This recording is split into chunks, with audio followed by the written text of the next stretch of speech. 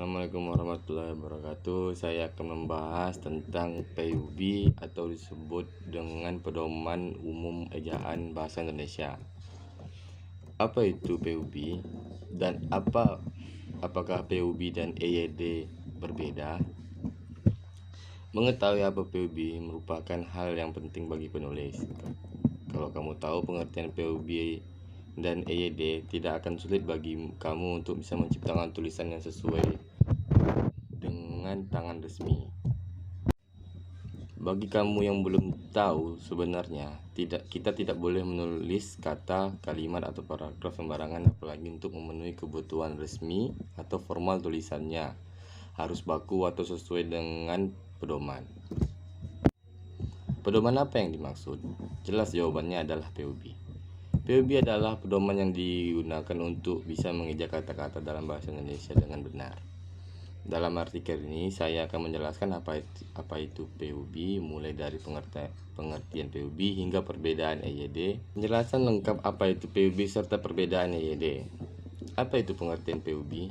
Penjelasan PUB telah dibahas langsung dalam peraturan kementerian, tepatnya dalam Peraturan Menteri Pendidikan dan Kebudayaan Nomor 50 Tahun 2015 tentang Pedoman Umum Ejaan Bahasa Indonesia. Dari peraturan tersebut kita tahu bahwa PUB adalah singkatan dari Pedoman Umum Ejaan Bahasa Indonesia. Lantas, apa yang dimaksud ejaan menurut KBBI atau Kamus Besar Bahasa Indonesia? Ejaan adalah aturan dalam penggambaran berbunyi dari kata atau kalimat berbentuk tulisan, atau bisa disebut dengan huruf-huruf, serta aturan dalam penggunaan tanda baca. Biasanya ejaan memiliki 3 aspek, yaitu kronologis, morfologis, dan sintaktis. Dari pengertian ejaan tersebut kita tahu bahwa PUB adalah pedoman yang menggunakan secara resmi dan formal dalam penulisan bahasa Indonesia. Pedoman berisi aturan dalam penggambaran bunyi satu kata atau kalimat dan pengguna tanda baca. Apa itu fungsi PUB? Bisa dikatakan bahwa PUB itu berfungsi sebagai sebuah petunjuk dan pedoman yang akan membuat kamu bisa membuat tulisan bahasa Indonesia yang baik dan benar. Dengan mentaati PUB, maka tulisan kamu lebih bisa dipahami oleh pembaca. Selanjutnya, apa itu perbedaan EYD dan PUB? EYD adalah perubahan yang lama, sedangkan PUB adalah pedoman versi barunya. Bisa kita dikatakan PUB adalah pedoman versi baru pengganti dari EYD hingga sekarang. EYD sudah tidak berlaku lagi. Berikutnya saya akan menjelaskan tentang pemakaian huruf, penulisan kata, dan tanda baca. Pertama, itu ada pemakaian huruf. Pemakaian huruf ada 8 macam. Yang pertama itu adalah huruf abjad. Huruf abjad yang dipakai dalam ejaan bahasa Indonesia terdiri dari atas 26 huruf dari A sampai Z. Yang kedua itu ada huruf vokal. Huruf vokal melambangkan vokal dalam bahasa Indonesia terdiri dari 5 huruf, yaitu A, I, U, E, O. 3 huruf konsonan. Huruf konsonan melambangkan dalam bahasa Indonesia terdiri 21 huruf, yaitu B, C, D, F, G, H, J, L, K, M, N, P, Q, R, S, T, V, W, Y, Z. 4 huruf diftong. Di dalam bahasa Indonesia terdapat 4 huruf diftong yang dilambangkan dengan gabungan huruf vokal AI, AU, OI. 5 gabungan huruf konsonan hubungan huruf KH, NG, NY, C masing-masing melambangkan satu bunyi konsonan. 6 huruf kapital. Huruf kapital itu terbagi 13. Yang pertama, huruf kapital sebagai huruf pertama awal kalimat. Yang kedua, huruf kapital dipakai sebagai huruf pertama unsur nama orang. 3 huruf kapitalnya dipakai pada awal kalimat dalam petikan langsung. Yang keempat, huruf kapital dipakai sebagai huruf pertama setiap kata agama. Yang kelima, huruf kapital dipakai sebagai huruf pertama unsur pertama gelar kehormatan, keturunan keagamaan, atau akademik yang diikuti nama orang. Keenam, dipakai sebagai huruf pertama unsur nama jabatan dan pangkat yang diikuti nama orang atau yang dipakai sebagai pengganti nama orang tertentu. Yang ketujuh, huruf kapital dipakai sebagai huruf pertama nama bangsa, suku bangsa, dan bahasa. 8, huruf kapital dipakai sebagai huruf pertama nama tahun, bulan, hari, dan hari besar atau hari raya. 9, huruf kapital dipakai sebagai huruf pertama geografi. 10, huruf kapital dipakai sebagai huruf semua kata dalam nama negara, lembaga, dan badan organisasi atau dokumen. 11, huruf kapital dipakai sebagai huruf pertama sebagai setiap kata buku, karangan, artikel, dan makalah serta nama majalah. 12, huruf kapital dipakai sebagai huruf pertama unsur singkatan nama gelar, pangkat, atau sapaan. 13, huruf kapital dipakai sebagai huruf pertama penunjuk kekerabatan seperti bapak, ibu, adik, kakak, dan paman. 7, huruf miring. Huruf miring itu terbagi dari 3. Yang pertama, huruf miring dipakai menuliskan judul buku, nama majalah, atau nama surat kabar dikutip dalam tulisan termasuk daftar pustaka. 2, huruf miring dipakai untuk menegaskan atau mengkhususkan huruf, bagian kata, atau kelompok kata dalam kalimat. Ketiga, huruf miring dipakai untuk kata atau ungkapan dalam bahasa daerah atau bahasa asing. 8, huruf tebal. Huruf tebal dibagi menjadi 2. Yang pertama, huruf tebal dipakai untuk menegaskan bagian tulisan yang sudah ditulis miring. Kedua, huruf tebal dapat dipakai untuk menegaskan bagian-bagian karangan seperti judul buku, bab, sub, bab. Selanjutnya, kita akan membahas 11 macam-macam penulisan kata.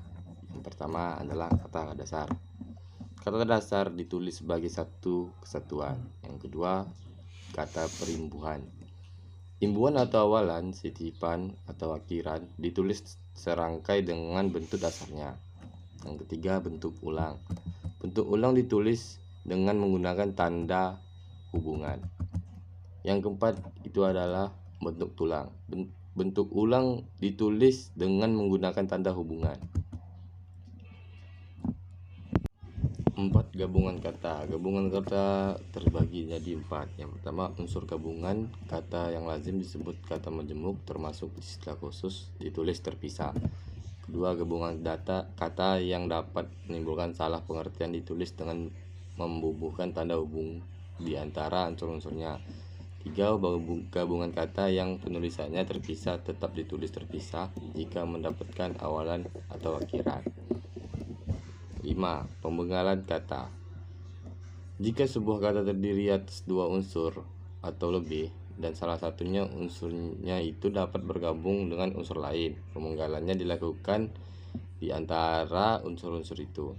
6, kata depan. Kata depan seperti di, ke, dan dari ditulis terpisah dari kata yang mengikutinya. 7, partikel. Partikel pun ditulis terpisah kata yang mendahulukannya. 8, singkatan atau akronim. Singkatan nama orang, gelar, sapaan, jabatan, atau pangkat diikutinya dengan tanda titik pada setiap unsur singkatan itu. 9, angka dan bilangan. Angka Arab atau angka Romawi lazim dipakai sebagai lambang bilangan atau nomor. 10, kata gantiku, kau, mu, dan nya. Kata gantiku dan kau ditulis serangkai dengan kata yang mengikutinya, sedangkan ku, mu, dan nya ditulis serangkai dengan kata yang mendahulukannya. 11, kata sandang si dan sang. Kata si dan sang ditulis terpisah dari kata yang mengikutinya. Yang terakhir, ada 15 macam-macam penjelasan tentang pemakaian tanda baca. Yang pertama, tanda titik. Tanda titik dipakai pada akhir kalimat pernyataan. Kedua, tanda koma. Tanda koma dipakai di antara unsur-unsur dalam suatu pemerincian atau pembilangan. Ketiga, tanda titik koma. Tanda titik koma dapat dipakai sebagai pengganti kata penghubung untuk memisahkan kalimat setara yang satu dari kalimat serta yang lain di dalam kalimat majemuk. 4. Tanda titik dua. Tanda titik dua dipakai pada akhir suatu pernyataan lengkap yang diikuti pemerincian atau penjelasan. Yang kelima, tanda hubung. Tanda hubung dipakai untuk menandai bagian kata yang terpenggal oleh penggantian baris. Yang keenam, tanda pisah. Tanda pisah dapat dipakai untuk membatasi penyisipan kata atau kalimat yang memberikan penjelasannya di luar bangun kalimat. 7. Tanda tanya. Tanda tanya dipakai pada akhir kalimat tanya. 8. Tanda seru. Tanda seru dipakai untuk mengakhiri ungkapan atau pernyataan yang berupa seruan atau perintah yang menggambarkan kesungguhan, ketidakpercayaan, atau emosi yang kuat. 9. Tanda eliptis. Tanda eliptis dipakai untuk menunjukkan bahwa dalam suatu kalimat atau kutipan ada bagian yang dihilangkan. 10. Tanda petik. Tanda petik dipakai untuk mengapit petikan langsung yang berasal dari pembicaraan, naskah, atau bahan tertulis lain. 11. Tanda petik tunggal.